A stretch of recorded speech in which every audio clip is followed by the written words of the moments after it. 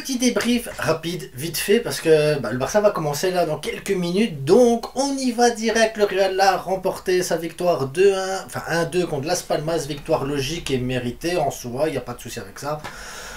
On va parler de 2-3 trucs qui m'ont un peu chiffonné avec le Real, et on va le faire après ça.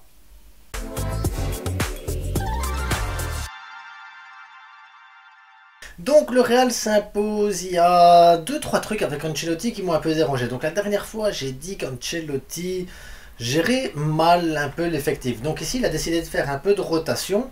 J'ai pas compris Brahim Diaz en milieu offensif. Alors là, le gars a été inexistant. Après je vais pas tomber sur Brahim Diaz, c'est pas sa faute, hein, c'est pas son poste. Là tu joues avec 3 attaquants.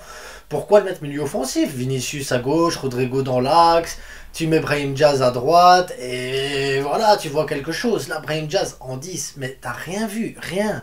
Carvajal, c'est bien simple, il a été inexistant sur la première mi-temps à cause de ce choix tactique qui était mauvais, il faut le dire, mauvais.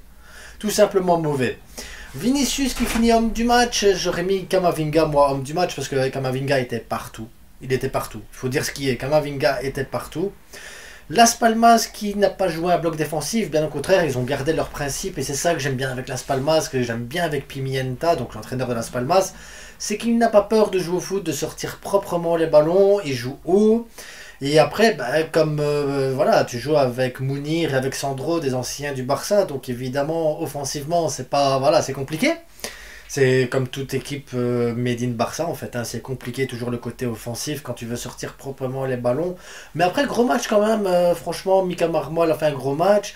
J'aimerais m'attarder juste sur le défenseur droit de Las Palmas, là, Park. On va l'appeler Park, je sais plus exactement, Parky ou Parkou, je sais pas quoi, Park. On va l'appeler Parco, voilà, Parco c'est mignon. Donc, Parco et Fran Garcia qui tous les deux sur ce flanc-là, donc Fran Garcia côté gauche Real, Park côté droit de Las Palmas, enfin Parco, eh ben les gars, tout le long du match, les gars, ils ont fait des 100 mètres. Offensif, défensif, offensif, défensif. Je sais que Park appartient au Real Madrid encore à l'heure actuelle, parce qu'il appartenait au Real Madrid B, et il appartient toujours, je pense, au Real Madrid B si je dis pas de conneries. Le Real a du mal à trouver quelqu'un pour remplacer Carvajal à droite. Il y a un gars là, Las Palmas, hein. Franchement, le gars il fait que ça, ça arrête pas. Le gars il arrête pas, tout le long du match il n'a pas arrêté. Fran Garcia qui a suivi le rythme, et il a bien suivi le rythme parce que l'air de rien il faut gérer hein, comme ça le rythme ainsi. Et surtout quand tu as un Nacho derrière que j'ai trouvé lent, lourd, maladroit et pas bien placé, c'est pas facile. Franchement c'est pas facile. Fran Garcia a fait un grand match. Le Parco a fait un grand match aussi. Camavinga a fait un grand match également. Donc voilà, pour moi c'est les joueurs qui ont vraiment sublimé le match, c'est eux. Après il n'y a pas grand chose à dire. La première mi-temps je me suis fait chier quand même un petit peu. Il faut dire ce qui est. Il était première mi-temps très chiante. Tout se passait à gauche. À droite, vu que Brahim Diaz était dans l'axe et qu'il n'était pas à son poste, tu n'avais rien à droite. Et Carvajal tout seul à droite, il n'y avait rien à droite. Rien. Deuxième mi-temps était beaucoup mieux. Carvajal était plus à l'aise. Après, l'entrée de Roselu, le fait de mettre Rodrigo un peu plus à droite, de garder Vinicius plus à gauche, a aidé. Donc le changement tactique et le changement, voilà. Donc Ancelotti a vu que ça a merdé ce qu'il avait fait au départ. Il l'a vu clairement. Voilà, ça fait une différence totale. En même temps, Brahim Diaz, Bellingham, c'est pas le même profil. Enfin, je reviens là-dessus à chaque fois, mais c'était tellement mauvais en première mi-temps que je me suis dit, waouh. Alors, c'est pas qu'il manquait Bellingham pour que ça éblouisse le match, mais tactiquement, c'était mauvais. Tactiquement, Ancelotti s'est planté totalement en première mi-temps. Deuxième mi-temps, mieux, Tchouaméni qui rentre, qui met un but de la tête, voilà, y a rien à dire, voilà, Kroos il fait un corner, il met une tête, belle tête, bien décroisé, le gardien sait rien faire, la défense n'est pas dessus.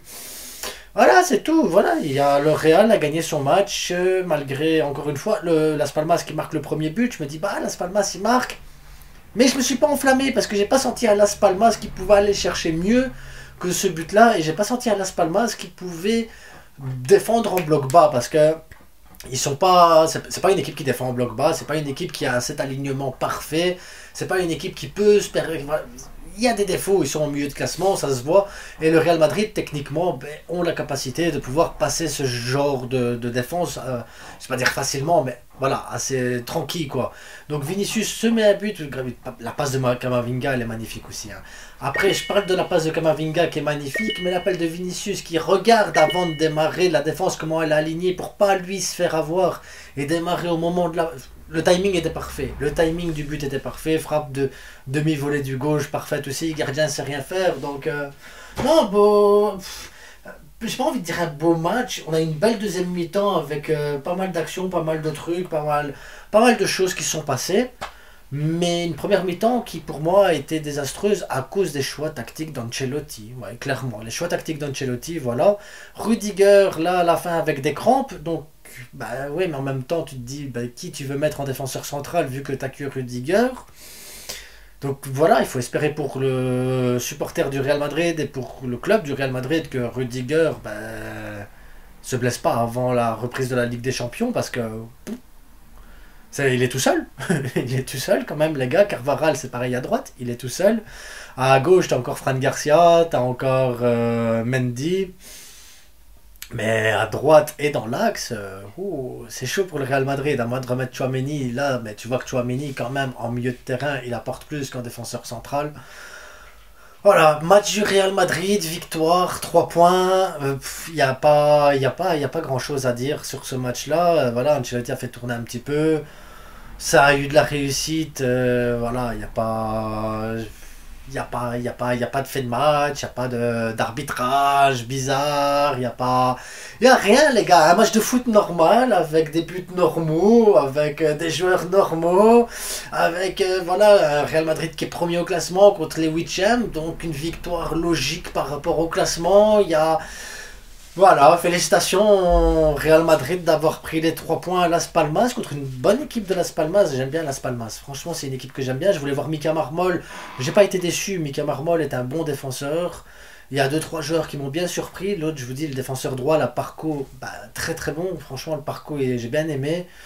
Mais voilà, il y a pas à dire grand chose sur ce match. Donc, je vais vous laisser. Je vais aller voir le Barça et on se retrouvera après pour le débrief du Barça. Qu'est-ce que vous en pensez?